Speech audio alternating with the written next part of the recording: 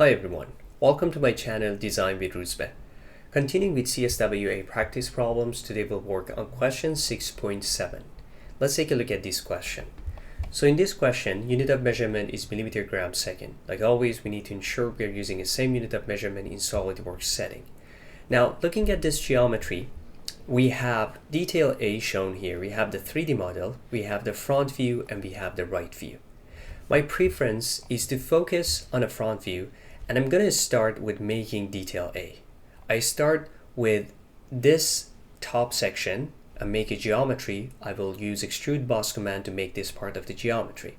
Then after that, I will make a plane 52 millimeter away from this center point, and I start making the bottom part of the geometry and the middle part of the geometry up to this surface.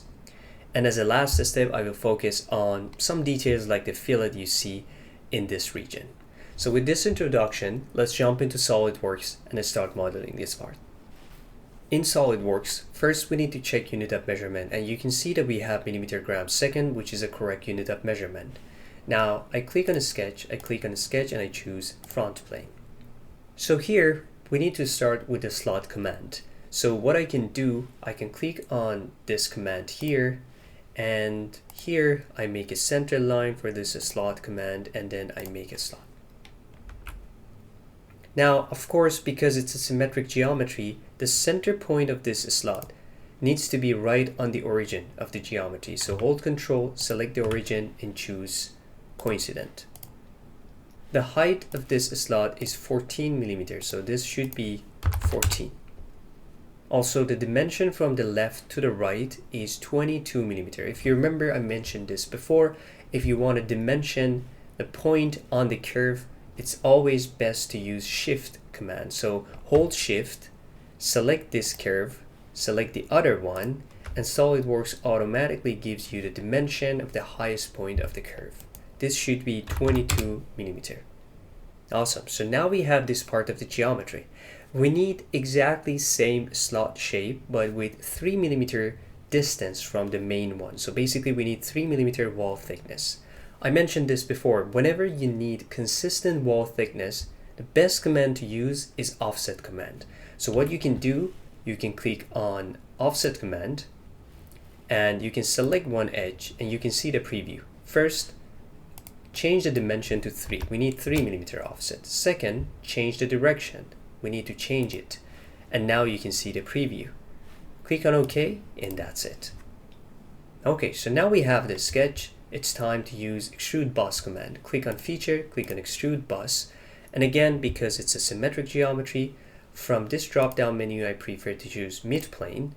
And for the thickness, I'm going to choose 15 millimeter for the thickness of the part. Click on OK, and that's it. So that's the first part of the geometry.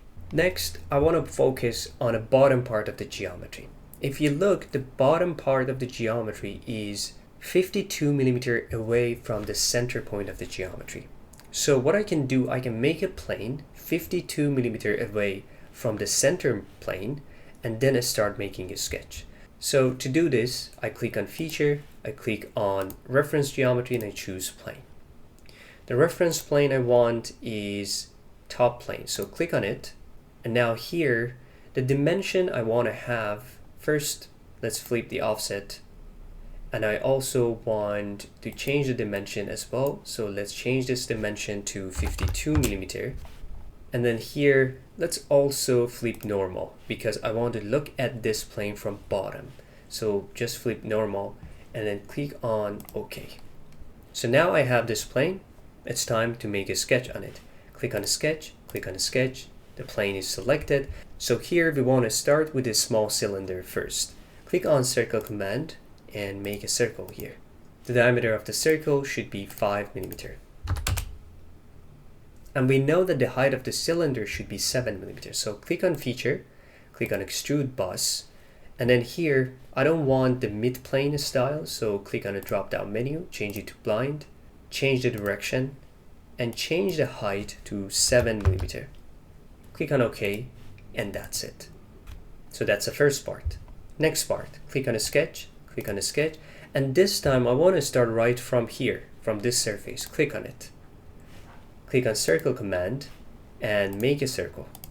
Next, let's add dimension. Click on the smart dimension and the diameter of this circle should be 11 mm. Now we have the circle.